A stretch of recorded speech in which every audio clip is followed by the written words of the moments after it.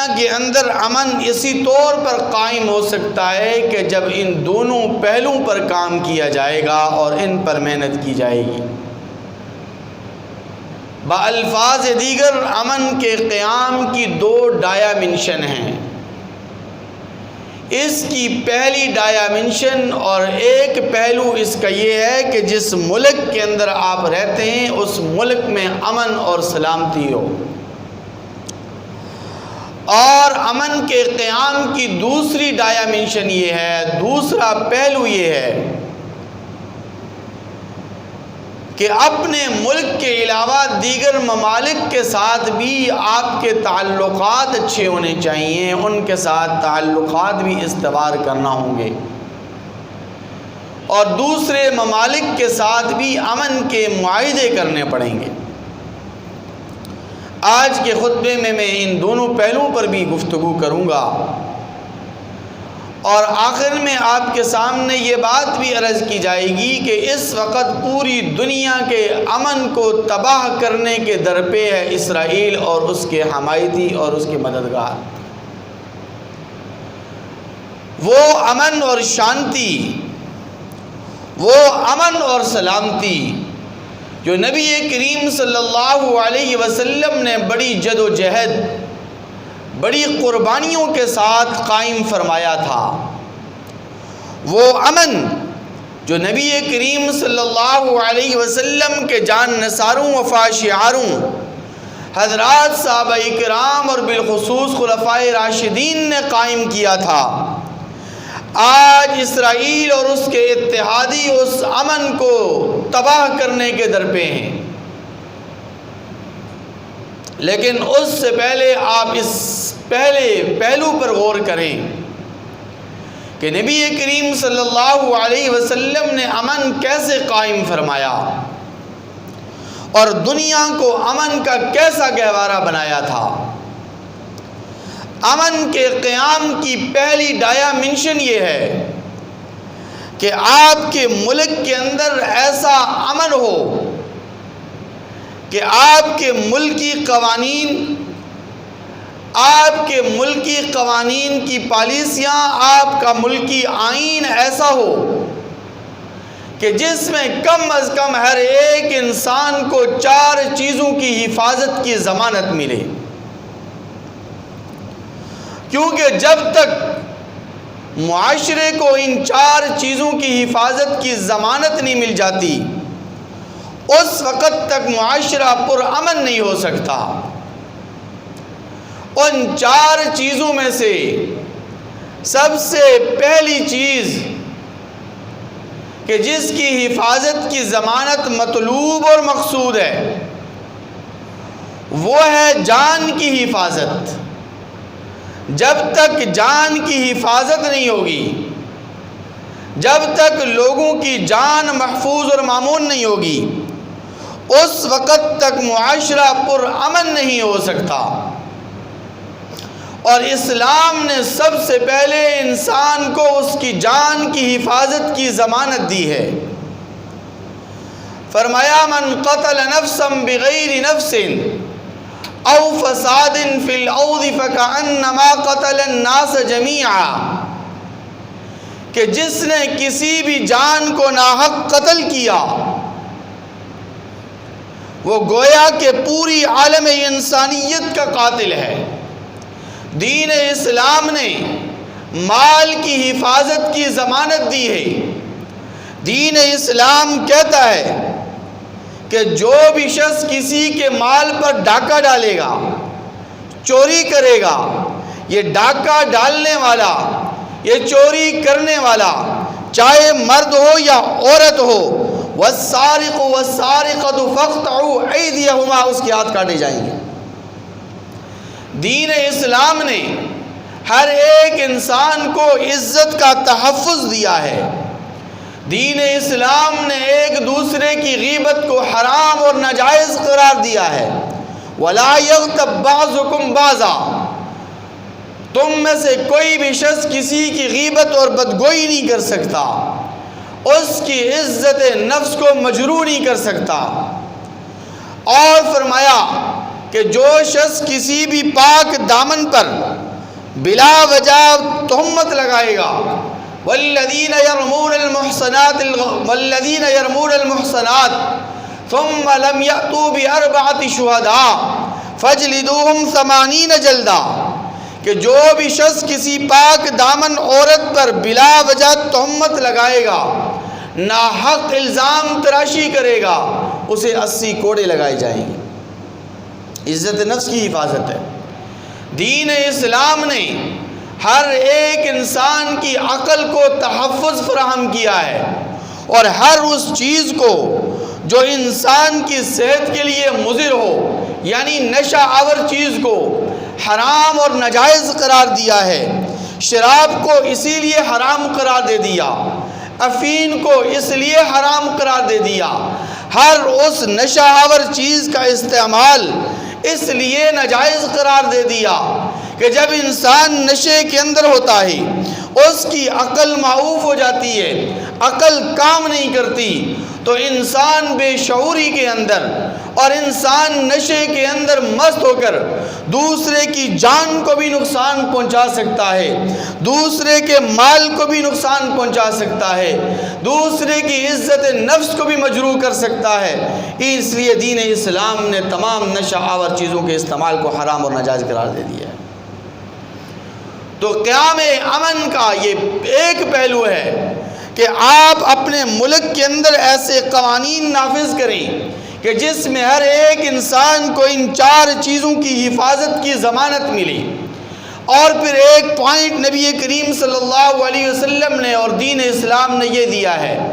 کہ معاشرے کے اندر رہنے والے ہر ایک فرد کو دین اسلام کی آزادی کا حاصل ہو۔ لا اکراہ فی الدین، آپ کے معاشرے کے اندر رہنے والا جو بھی انسان ہے اس کو اپنے دین، اپنے مذہب، اپنے اسلام پر عمل کرنے میں مکمل طور پر آزادی حاصل ہے۔ آپ کسی کو زور زبردستی اور کسی پر جبر کر کے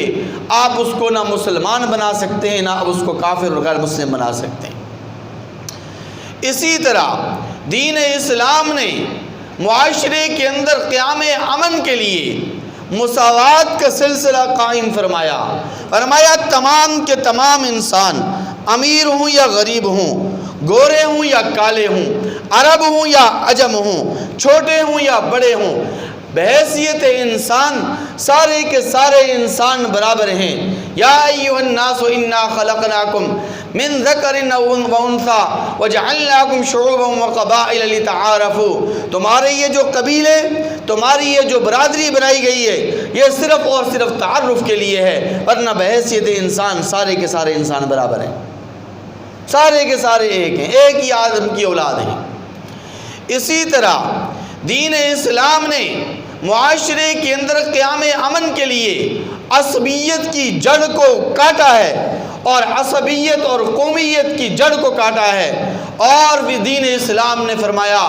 کہ جو بھی نبی کریم صلی اللہ علیہ وسلم کی حدیث مبارکہ بھی ہے، آپ علیہ الصلوۃ والسلام فرماتے ہیں لیس منا من دعا الی عصبیہ، کہ جو بھی قومیت کی طرف بلائے گا، میں پٹھان، میں پنجابی، میں سندھی، میں بلوچی، میں فلاں، قومیت کی طرف بلائے گا، قومیت کا نعرہ لگائے گا، قومیت کا علم بلند کرے گا، فرمایا وہ میری امت میں سے نہیں ہے۔ سب انسان ہیں، سب مسلمان بھائی بھائی ہیں، سب انسان ایک جیسے ہیں، صرف اور صرف تعارف کے لیے قبائل کے اندر لوگوں کو منقسم کیا گیا ہے۔ اسی طرح دین اسلام نے ملک کے اندر اور معاشرے کے اندر قیام امن کے لیے گروہ بندی، فرقہ بندی، فرقہ پرستی، فرقہ واریت کا خاتمہ فرمایا ہے۔ فرمایا وَاعْتَصِمُوا بِحَبْلِ اللَّهِ جَمِيعًا وَلَا تَفَرَّقُوا، اے ایمان والو تم سب کے سب اللہ کی رسی کو مضبوطی سے تھام لو، آپس میں فرقہ واریت مت پھیلاؤ، آپس میں گروہ بندی، آپس کے اندر فرقہ واریت، یہ دین اسلام کو پسند نہیں ہے، نہ اللہ کو پسند ہے، نہ اللہ کے حبیب کو پسند ہے۔ میں دیوبندی، میں بریلوی، میں اہل حدیث، میں سنی، میں فلاں نہیں، سارے کے سارے مسلمان امت مسلمہ ہیں۔ جس نے بھی کلمہ طیبہ لا الہ الا اللہ محمد الرسول اللہ پڑھا ہے وہ مسلمان ہے، وہ ہمارا بھائی ہے۔ فروعی اختلافات اپنی جگہ پر، اسی طرح دین اسلام نے معاشرے کے اندر قیام امن کے لیے انصاف کو بنیاد قرار دیا ہے اور عدل و انصاف کو قائم اور دائم فرمایا ہے، اور فرمایا اعدلوا هو اقرب للتقوی، تم عدل و انصاف سے کام لو، یہ عدل و انصاف تقوی کے زیادہ قریب ہے۔ کوئی بھی معاشرہ ظلم کے ہوتے ہوئے قائم اور دائم نہیں رہ سکتا۔ معاشرہ تب برباد ہوتا ہے، معاشرہ تب تباہ ہوتا ہے، معاشرے کا امن تب داغدار ہوتا ہے کہ جب ملک کے اندر اور اس معاشرے کے اندر عدل و انصاف نہ ہو۔ اس لیے تو حضرت علی المرتضیٰ رضی اللہ تعالی عنہ کا مشہور و معروف قول ہے کہ کفر پر تو حکومتیں اور ملک قائم اور دائم رہ سکتے ہیں، لیکن ظلم کے ہوتے ہوئے کوئی بھی حکومت، کوئی بھی ملک قائم اور دائم نہیں رہ سکتا۔ تو یہ قیام امن کا پہلا پہلو ہے، اور امن کے قیام کی یہ پہلی ڈائمنشن ہے جس پر نبی کریم صلی اللہ علیہ وسلم نے بھرپور محنت کی ہے، اور آقا علیہ السلام اس محنت کے اندر 100% کامیاب اور کامران بھی ہوئے ہیں، اور آپ علیہ السلام نے اپنی زندگی میں، اپنی حیات طیبہ میں ان تمام پہلو کے اوپر محنت کر کے ایسے قوانین بنا کر، ایسی پالیسیاں بنا کر، ایسا آئین بنا کر عرب کی دھرتی کو امن کا گہوارہ بنا دیا تھا۔ امن کے قیام کی دوسری ڈائمنشن یہ ہے کہ آپ اپنے ملک کے ساتھ ساتھ جو دیگر ممالک ہیں ان کے ساتھ بھی آپ کے تعلقات اچھے ہونے چاہیے، دیگر اقوام کے ساتھ، دیگر ممالک کے ساتھ امن کے معاہدے ہونے چاہیے،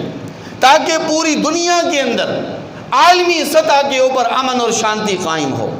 امن اور سلامتی قائم ہو۔ اور نبی کریم صلی اللہ علیہ وسلم نے ایسے ہی کیا ہے۔ آپ علیہ السلام نے جب دوسری اقوام کے ساتھ معاہدے شروع کیے، دیگر ممالک کے ساتھ آپ نے امن کے معاہدے کیے، تو آپ علیہ السلام نے وہاں پر بھی چند ایک بنیادی پہلوؤں کے اوپر بھرپور توجہ دی ہے۔ سب سے پہلے نبی کریم صلی اللہ علیہ وسلم نے امن کے معاہدے میں احترام انسانیت کو فروغ دیا ہے۔ آپ علیہ السلام نے فرمایا کہ دوسرے ممالک اور دیگر اقوام کے وہ لوگ کہ جو ہمارے مسلمان بھائی نہیں ہیں، کلمہ گو نہیں ہیں، لیکن انسان تو ہیں، اس لیے بحیثیت انسان ان کا احترام ہمارے لیے ضروری ہے۔ نبی کریم صلی اللہ علیہ وسلم اپنے یاروں جان نثاروں کے ساتھ تشریف فرما ہیں، ایک کافر کا جنازہ جا رہا ہے، آپ علیہ السلام احترام انسانیت میں کھڑے ہو جاتے ہیں۔ صحابہ کرام عرض کرتے ہیں حضور یہ تو ایک کافر کا جنازہ ہے، ایک یہودی کا جنازہ ہے۔ آپ علیہ السلام نے فرمایا الیست نفسا، کیا یہ کوئی جان نہیں ہے، کیا یہ انسان نہیں ہے؟ تو بحیثیت انسان احترام انسانیت کے پہلو کو نبی کریم صلی اللہ علیہ وسلم نے اجاگر فرمایا، کیونکہ احترام انسانیت کے بغیر امن قائم نہیں ہو سکتا۔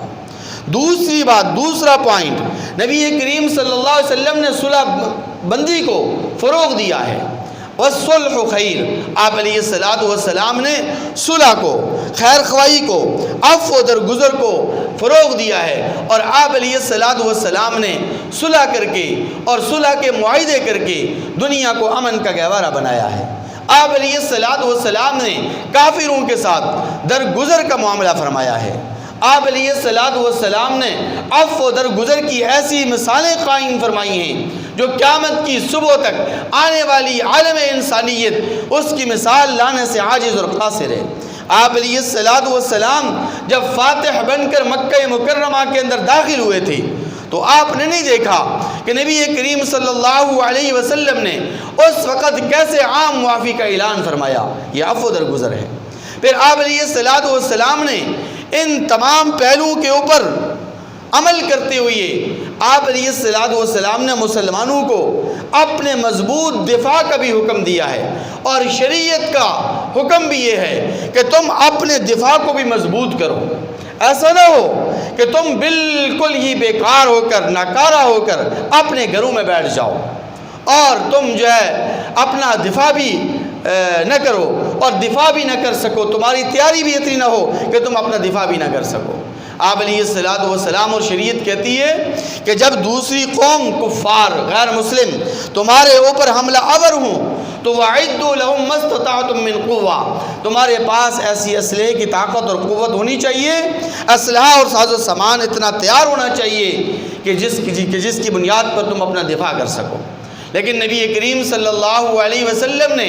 مضبوط دفاع کے باوجود احترام انسانیت کے پیش نظر یہ سبق بھی دیا ہے، یہ پیغام بھی دیا ہے کہ وہ لوگ کہ جو معذور ہیں، وہ لوگ کہ جو بوڑھے اور ضعیف العمر ہیں، اور جو عورتیں ہیں، اسی طرح کہ وہ لوگ کہ جو ہتھیار ڈال دیں، اسی طرح وہ لوگ کہ جو جنگ سے دور رہیں، ان لوگوں پر تم نے ہاتھ نہیں اٹھانا۔ اور اگر کسی کو قتل بھی کر دو تو کسی کی لاش کو مسلح بنانے کی تمہیں اجازت نہیں کہ اس کے تم اعضاء کاٹ کاٹ کر الگ کر دو۔ یہ نبی کریم صلی اللہ علیہ وسلم کی وہ پرامن پالیسیاں تھیں کہ جس کے نتیجے کے اندر پوری دنیا کے اندر امن قائم ہوا ہے۔ اسی طرح نبی کریم صلی اللہ علیہ وسلم جب مکہ مکرمہ سے ہجرت کر کے مدینہ طیبہ کے اندر پہنچے تو آپ علیہ السلام نے وہاں پر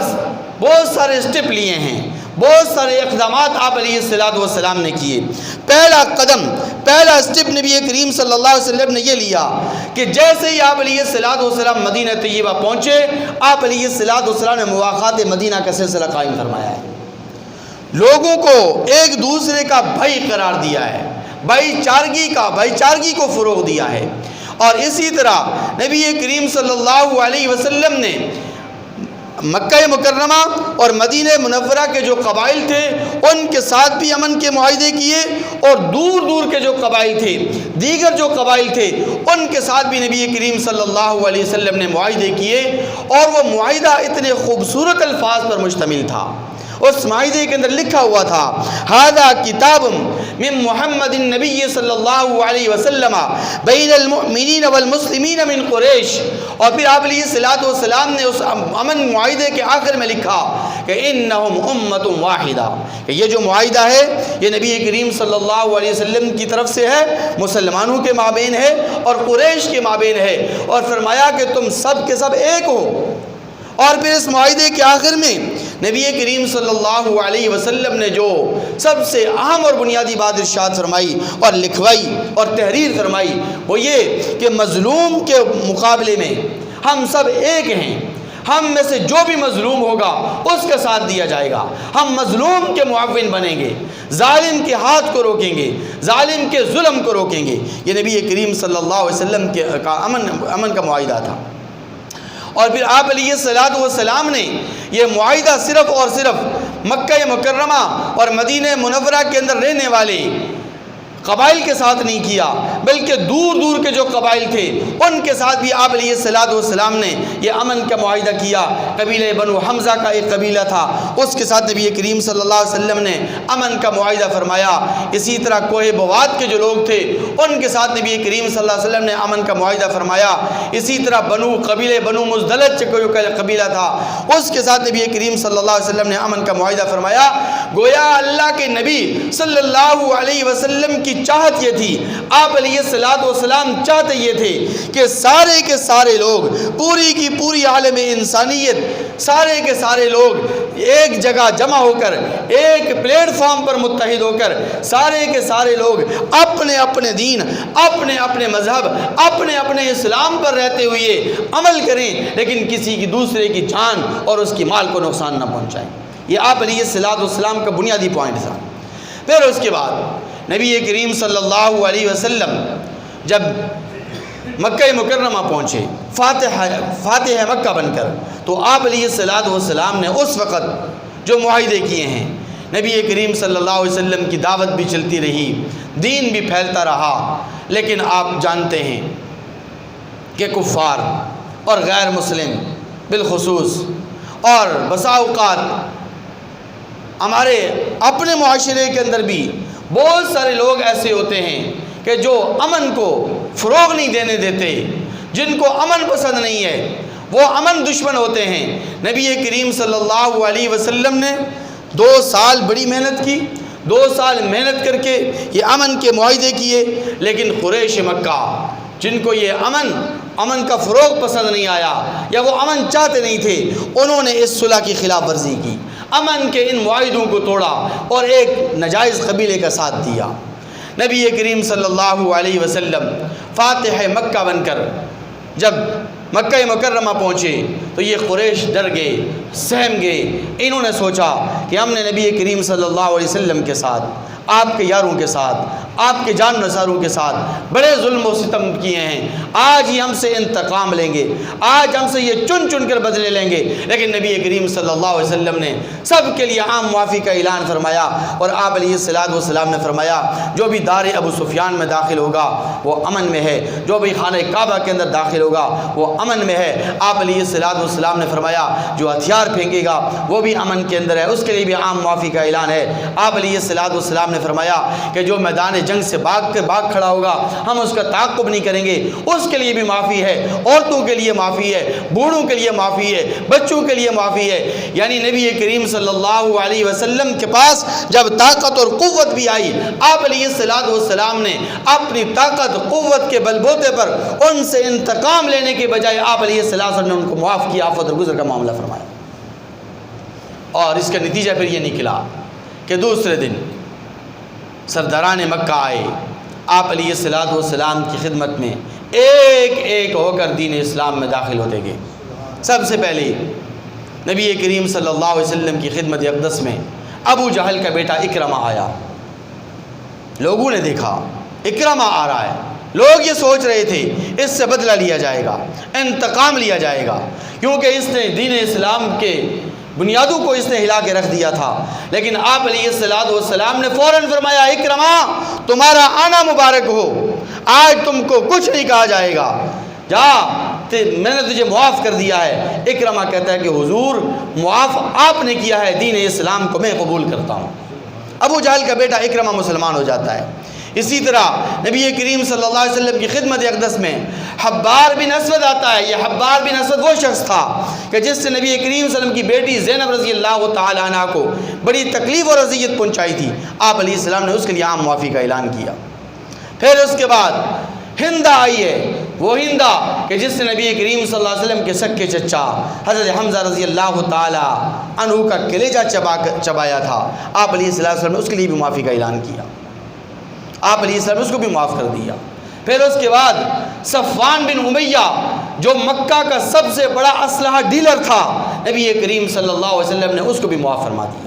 تو نبی کریم صلی اللہ علیہ وسلم نے یہ عفو درگزر کا معاملہ امن کے لیے کیا ہے، امن کو فروغ دینے کے لیے کیا ہے، امن و سلامتی کے لیے کیا ہے، اور امن و شانتی کے لیے کیا ہے۔ اور اس کا پھر نتیجہ یہ نکلا ہے کہ نبی کریم صلی اللہ علیہ وسلم کے مقابلے میں جو پہلا فرنٹ تھا یعنی قریش، آپ علیہ السلام نے اس کو سرنگوں کر دیا۔ آپ علیہ السلام کے سامنے دوسرا فرنٹ یہود کا تھا، کیونکہ یہود بھی دین اسلام کی دشمنی میں پیش رہتے تھے، اور یہود جب مکہ اور مدینہ سے نکلے خیبر میں پہنچے، وہاں پر بھی پہنچ کر انہوں نے دین اسلام کے خلاف سازشیں شروع کی۔ لیکن نبی کریم صلی اللہ علیہ وسلم کو جب غزوہ خیبر کے اندر فتح نصیب ہوئی تو آپ علیہ السلام نے ان کے لیے بھی عام معافی کا اعلان کیا۔ آپ علیہ السلام نے خیبر والوں کے ساتھ بھی امن کے معاہدے کیے، صرف امن کے معاہدے ہی نہیں کیے بلکہ نبی کریم صلی اللہ علیہ وسلم نے اور یہود کے ایک بادشاہ کی بیٹی حضرت صفیہ رضی اللہ تعالی عنہا سے نکاح فرمایا ہے، ان کے ساتھ رشتہ داری قائم کی ہے، تاکہ یہود کم از کم اس رشتہ داری کی لاج تو رکھیں گے، اس رشتہ داری کی لاج رکھتے ہوئے کم از کم یہ ہمارے خلاف برسر پیکار نہیں ہوں گے، کیونکہ آپ علیہ السلام امن چاہتے تھے، سلامتی چاہتے تھے، شانتی چاہتے تھے۔ آپ علیہ السلام اس دوسرے فرنٹ میں بھی کامیاب ہوئے، دوسرے فرنٹ کو بھی سرنگوں کرنے میں کامیاب ہو گئے۔ تیسرا فرنٹ تھا نصارہ کا، جو اس وقت کی سب سے بڑی سپر طاقت اور سپر قوت تھی، اور اس وقت وہ نجران کے علاقے اس کے قبضے کے اندر تھے، اور اس طرح قیصر کے علاقے سارے ان کے قبضے کے اندر تھے، وہاں ان کی حکومتیں قائم تھیں۔ نبی کریم صلی اللہ علیہ وسلم کو جب پتہ چلا کہ انہوں نے ہمارے خلاف جنگ کی تیاری کی ہے تو آپ علیہ السلام 3000 فوجیوں کو لے کر، 3000 سپاہیوں کو لے کر، 3000 صحابہ کو لے کر مقابلے کے اندر نکلے۔ نصارہ کی تعداد 1,00,000 تھی۔ آپ علیہ السلام نے ایسی حکمت عملی اپنائی کہ نصارہ مقابلے کے اندر ہی نہیں آئے، سرنگوں ہو گئے۔ آپ علیہ السلام نے باوجود اس کے کہ آپ علیہ السلام فاتح تھے، آپ علیہ السلام کو فتح حاصل ہو چکی تھی، آپ علیہ السلام نے ان کے لیے بھی عام معافی کا اعلان کیا، ان کے ساتھ بھی امن کے معاہدے کیے۔ کیونکہ آپ نے لوگوں کے دلوں کو جیتنا تھا۔ آپ علیہ السلام کا مقصد یہ تھا کہ دنیا کے اندر امن قائم ہو جائے، تو اس تیسرے فرنٹ کے اندر بھی نبی کریم صلی اللہ علیہ وسلم کامیاب ہو گئے، اور تیسرے فرنٹ نصارہ کو بھی نبی کریم صلی اللہ علیہ وسلم نے بھی سرنگوں کر دیا۔ اب چوتھا فرنٹ تھا منافقین کا، جو مکہ مکرمہ کے اندر رہتے تھے، عرب کی دھرتی کے اوپر بستے تھے، لیکن وہ اندر سے کافر تھے، ظاہری طور پر اپنے آپ کو مسلمان کہلاتے تھے، اور اسلام دشمنی میں صف اول کے اندر جو ہے نا وہ موجود رہتے تھے۔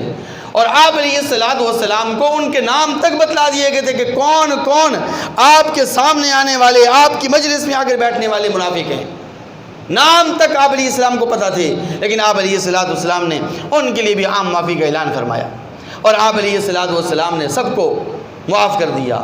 معافی نہیں کیا، بلکہ ایک صحابی رسول جو حضرت عبداللہ تھے، اس کا والد عبداللہ ابن ابی ابن سلول، جو رئیس المنافقین تھا،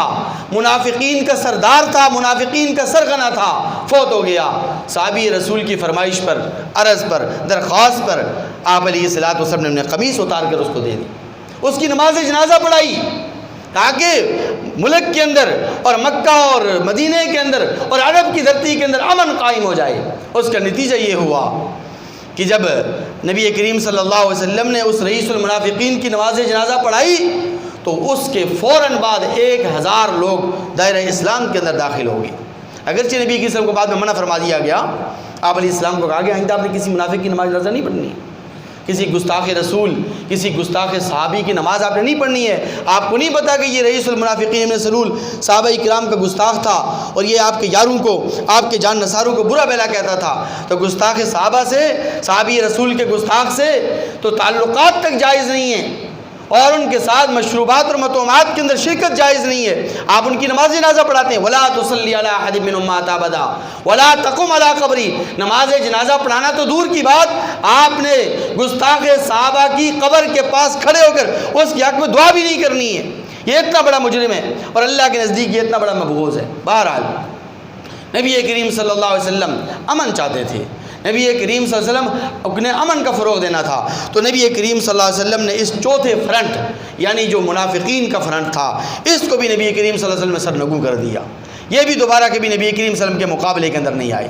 تو نبی کریم صلی اللہ علیہ وسلم نے جب آخری خطبہ حجۃ الوداع ارشاد فرمایا، تو آپ علیہ السلام نے اس خطبہ حجۃ الوداع میں بھی ایک عالمی امن کا پیغام دیا، اور آپ علیہ السلام نے 2 ٹوک الفاظ کے اندر فرمایا، ان دماءکم واموالکم واعراضکم حرام علیکم کحرمت یومکم ھذا، کہ اے لوگو یاد رکھو آئندہ قیامت کی صبح تک تمہاری جان، تمہارے مال، تمہاری عزت نفس ایک دوسرے پر اسی طرح حرام اور ناجائز ہے جس طرح کہ آج کے دن کی حرمت ہے، جس طرح کہ یہ مہینہ حرمت والا ہے، جس طرح کہ یہ دن حرمت والا ہے، اسی طرح ہر ایک انسان کی عزت، ہر ایک انسان کا مال، ہر ایک انسان کی جان اور اس کی عزت نفس جو ہے نا وہ حرمت والی ہے۔ میرے مسلمان بھائیوں، نبی کریم صلی اللہ علیہ وسلم نے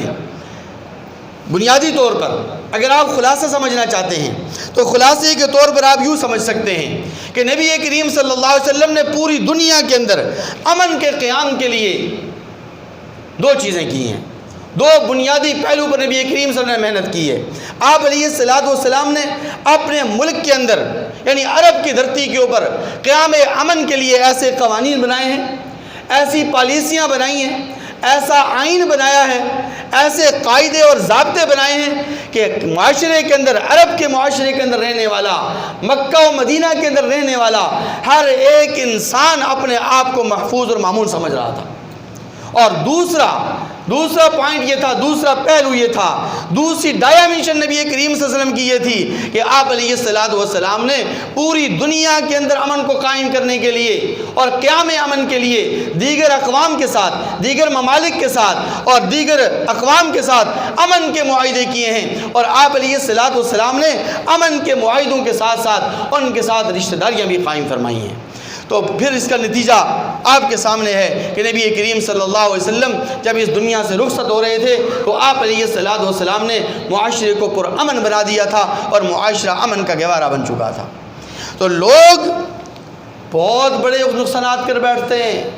لوگ بہت بڑی بڑی جنگیں لڑتے ہیں، لوگوں نے بڑی بڑی جنگیں لڑی ہیں، لوگوں نے جانوں کا بڑا نقصان کیا ہے، اموال کا نقصان ہوا ہے، مالی طور پر لوگ تباہ و برباد ہوئے ہیں، جانی طور پر لوگوں نے بہت نقصانات اٹھائے ہیں، لیکن وہ اپنے مقصد کے اندر کامیاب نہیں ہو سکے۔ لیکن نبی کریم صلی اللہ علیہ وسلم تھوڑے وسائل کے ساتھ، تھوڑے ہی عرصے میں، تھوڑی ہی قربانیوں کے ساتھ آپ علیہ الصلوۃ والسلام اپنے مقصد کے اندر کامیاب ہوئے ہیں۔ اس کی ایک جھلک اگر میں آپ کو دکھانا چاہوں تو آپ اس جھلک کو یوں سمجھ سکتے ہیں، یعنی تاریخی حقائق یہ کہتے ہیں کہ جب فرانس کے اندر انقلاب آیا تو اس وقت تقریباً 26 لاکھ انسان قتل ہوئے، اور اسی طرح روس کے اندر کمیونزم کا انقلاب جب آیا تو اس وقت 1 کروڑ انسان قتل ہوئے۔ 1914 کی جو جنگ عظیم ہے، اس جنگ عظیم کے اندر 73 لاکھ انسان قتل ہوئے ہیں، اور دوسری جنگ جو عظیم ہوئی ہے اس میں 1 کروڑ 6 لاکھ انسان قتل ہوئے ہیں، اور اس کے بعد 1857 عیسوی کی جنگ کے اندر تقریباً 1 کروڑ انسان قتل ہوئے ہیں، اور کوریا کی جنگ کے اندر تقریباً 15 لاکھ انسان قتل ہوئے ہیں، اور 1979 کے اندر رشیا اور افغان جنگ تھی، اس کے اندر تقریباً 10 لاکھ انسان قتل ہوئے ہیں، اور 1990 کی جو گلف وار جنگ ہوئی ہے اس کے اندر تقریباً 1 لاکھ انسان قتل ہوئے ہیں۔ ابھی قریبی زمانے کے اندر جو عراق اور ایران کی جنگ تھی تو اس عراق اور ایران جنگ کے اندر 4 لاکھ انسان قتل ہوئے ہیں، لیکن پھر بھی یہ لوگ اپنا ٹارگٹ حاصل نہیں کر سکے، تب بھی یہ لوگ اپنا مقصد حاصل نہیں کر سکے۔ لیکن نبی کریم صلی اللہ علیہ وسلم نے چند ہی عرصے کے اندر تھوڑے وسائل کے ساتھ، تھوڑی سی قربانیوں کے ساتھ، یعنی مسلمانوں کی طرف سے بھی اور کفار کی طرف سے بھی، نبی کریم صلی اللہ علیہ وسلم کے زمانے کے اندر جتنی بھی جنگیں لڑی گئیں، جتنے بھی غزوات ہوئے، ان تمام غزوات کے اندر، ان تمام جنگوں کے اندر مسلمان اور کافروں کو ملا کر صرف اور صرف 1000 انسان قربان ہوئے ہیں۔ 1000 لوگ قتل ہوئے ہیں۔ 1000 لوگوں کی قربانی دے کر نبی کریم صلی اللہ علیہ وسلم اپنے مقصد کے اندر کامیاب ہو گئے، اور آپ علیہ السلام نے پوری دنیا کے اندر امن کو قائم فرمایا۔ لیکن افسوس کہ وہ امن جو نبی کریم صلی اللہ علیہ وسلم نے بڑی قربانیوں کے ساتھ، بڑی جد و جہد کے ساتھ قائم فرمایا تھا، آپ کے خلفاء راشدین، آپ کے یاروں اور آپ کے جان نثاروں نے بڑی قربانیاں دے کر اور بڑی محنت اور جفاکشی کے ساتھ اور جان فشانی کے ساتھ جو امن قائم فرمایا تھا، آج اسرائیل اس امن کو تباہ و برباد کرنے کے در پہ ہے۔ آج اسرائیل صرف اور صرف فلسطین پر حملہ آور نہیں ہے، اسرائیل کا ٹارگٹ پورا مشرق وسطیٰ ہے میرے مسلمان بھائیوں۔ اس کے اندر متحدہ عرب امارات کے تمام ممالک ہیں، مکہ مدینہ بھی اس میں شامل ہے، اور پھر اس کا منصوبہ یہ ہے، زائنزم کا منصوبہ یہ ہے، صہیونیت کا منصوبہ یہ ہے کہ ہم صرف اور صرف مشرق وسطیٰ میں ہی نہیں، صرف متحدہ عرب امارات کے ممالک ہی نہیں، بلکہ ہم پوری دنیا کے اندر جس میں پاکستان بھی شامل ہے اس پر بھی حملہ کریں گے، اور وہاں پر بھی اپنی ریاست اور اپنا رسوخ استعمال کریں گے۔ اس لیے مسلمانوں کو چاہیے، ایک تو یہ کہ مسلمان اسرائیلی مصنوعات سے بائیکاٹ کریں، اور مسلمان